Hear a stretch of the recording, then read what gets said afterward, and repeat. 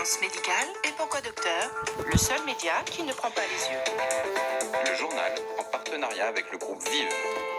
Docteur Jean-François Lemoine.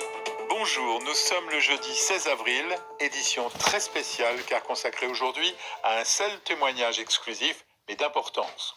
Au moment où la version chinoise de l'éruption du coronavirus dans nos vies est particulièrement mise à mal de toutes parts et que le doute commence à faire son œuvre, le professeur Luc Montagnier fait éclater une bombe en exclusivité dans notre journal. N'oublions pas que c'est un prix Nobel de médecine et il raconte une toute autre histoire que la version officielle chinoise, chauve-souris, marché populaire de Wuhan, malchance, pour ramener l'origine au laboratoire de virologie de Wuhan où certaines recherches auraient franchi des limites, probablement au dernier semestre 2019, avec les conséquences mondiales que l'on mesure aujourd'hui. Alors écoutez-le, l'argumentation est étayée, impossible à notre niveau de la vérifier, et bien évidemment je lui ai posé la question du complotisme qui sera inévitablement évoquée. Professeur Montagnier, bonjour. Ce coronavirus a été décodé assez rapidement par rapport à d'autres, comme celui du VIH qui vous a valu votre prix Nobel de médecine, mais selon vous, ce décryptage est incomplet. C'est-à-dire que le laboratoire de la ville de Wuhan s'est spécialisé sur ce type de virus, ces coronavirus, depuis très longtemps, depuis le début des années 2000. Donc ils ont une expertise dans ce domaine, et ce qui m'a poussé à regarder de près, si vous voulez, la description du génome, c'est-à-dire la séquence de l'acide nucléique, qui est un ARN, de ce virus. Voilà, alors ça c'est le début, si vous voulez, d'une analyse qui a été faite, non seulement par moi, mais aussi surtout par mon collègue mathématicien, qui s'appelle Jean-Claude Pérez, et qui continue maintenant à développer ce que j'appellerais une biomathématique, c'est-à-dire l'application des mathématiques à la biologie. Alors, donc il a effectivement fouillé dans les moindres détails de la séquence. On n'a pas été les premiers, puisque un groupe de chercheurs indiens a essayé de publier une analyse qui montrait que le génome complet de ce virus, de ce nouveau virus, coronavirus, avait des séquences d'un autre virus qui est, aux surprises pour moi, qui est le VIH, le virus du sida. Alors, ceci a été publié d'abord par le groupe indien. On l'a obligé de se rétracter parce qu'il y a une énorme pression pour tout ça, n'est-ce pas, pour que la vérité fasse jour. Mais la vérité scientifique fait toujours par dominer, si vous voulez, par émerger même de tout ce qu'on veut cacher. On peut comprendre que trouver des morceaux de VIH dans ce coronavirus a dû vous troubler, mais n'est-ce pas tout simplement une mutation naturelle de ce virus dans l'organisme d'un malade atteint du sida ? Non, parce que, si vous voulez, pour insérer une séquence de VIH dans le génome, il faut avoir des outils moléculaires. C'est pas le patient qui va le faire. C'est l'homme de laboratoire.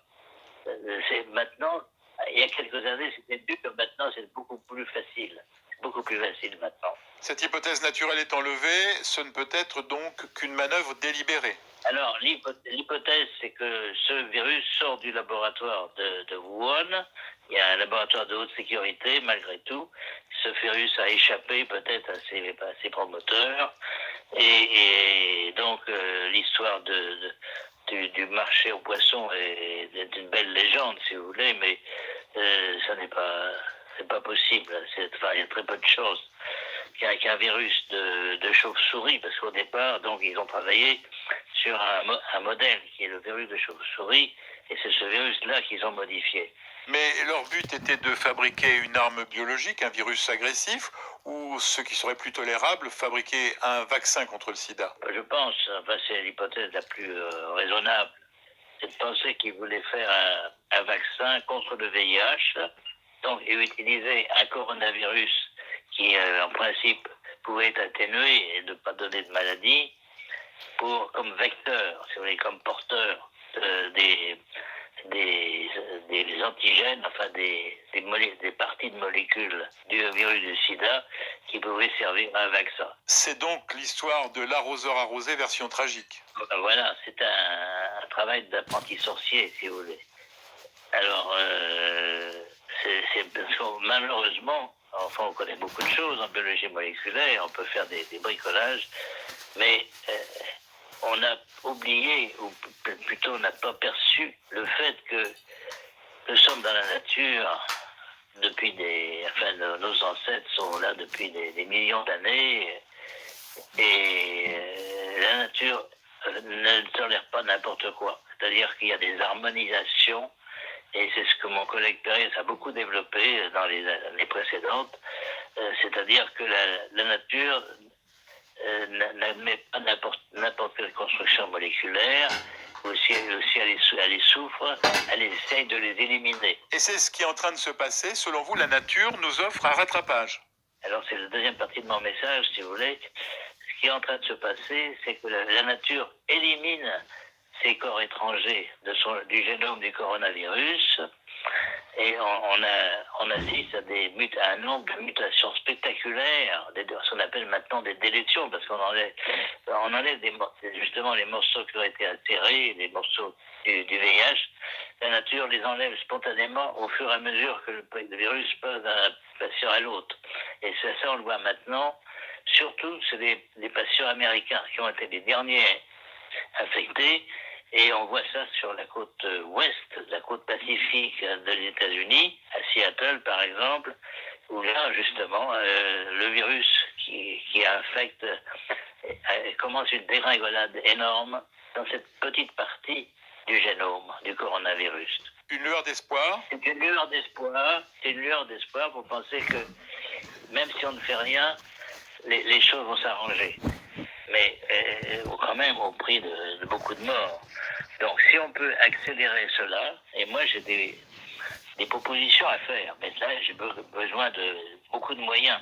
J'ai besoin de moyens, mais je pense qu'on peut, par des ondes, si vous voulez, des ondes interférentes, avec les ondes qui sont derrière ces séquences d'ARN, on pourrait peut-être éliminer, même chez les patients, on pourrait éliminer ces séquences par des ondes. Tout ce que vous venez de nous expliquer, professeur Montagnier, est à la fois clair mais aussi terrifiant. Vous avez la crédibilité du chercheur reconnu et l'aura de votre prix Nobel, mais ne risque-t-on pas de vous taxer de complotiste? Non, les complotistes, c'est plutôt le camp inverse, celui qui cache la vérité. Je vois que les Chinois, moi j'ai beaucoup d'amis en Chine et j'estime la Chine, etc. J'ai passé d'ailleurs plusieurs semaines, juste avant l'histoire du corona, j'étais en Chine. J'estime que le gouvernement chinois faciliterait beaucoup les choses en reconnaissant qu'il y a des choses qui sont passées dans son laboratoire de haute sécurité à Wuhan. De toute façon, la vérité va éclater. Si vous voulez, ce que j'ai dit sur les séquences, les insertions de séquences étrangères, il n'y a pas seulement d'ailleurs le rétrovirus, il y a aussi d'autres séquences, par exemple du germe de la malaria, etc. Donc, tout ceci indique que quelques personnes, je ne sais pas qui, c'est pas mon rôle de d'accuser quelqu'un, quelques personnes ont voulu profiter peut-être d'avoir l'idée de faire un vaccin contre le virus du sida en insérant donc des séquences de ce coronavirus. Bon, voilà. Alors, si le gouvernement chinois reconnaissait ça faciliterait les choses, mais c'est à lui de prendre ses responsabilités. Bon.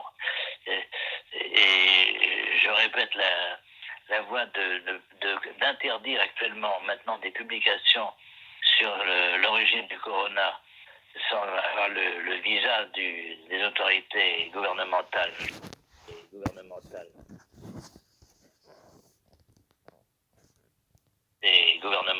chinoises,